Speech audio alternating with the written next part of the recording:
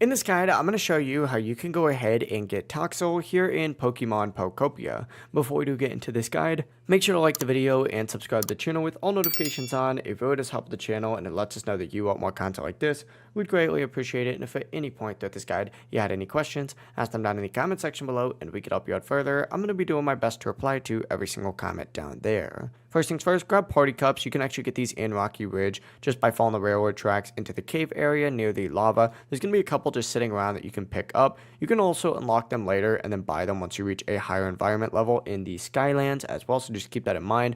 But essentially get the tablet item from the shop near the Pokemon Center and place the tablet and the party cups right next to each other. And once they're placed correctly, the habitat will activate and Toxel will spawn after, a few minutes. It really is as simple as that. If you guys had any questions, just ask them down in the comment section below and we could help you out further. I'm going to be doing my best to reply to every single comment down there. Before we do leave this guide, make sure to like the video and subscribe to the channel with all notifications on. It really does help us out. Let us know that you want more content. Have a great rest of your day though. Peace.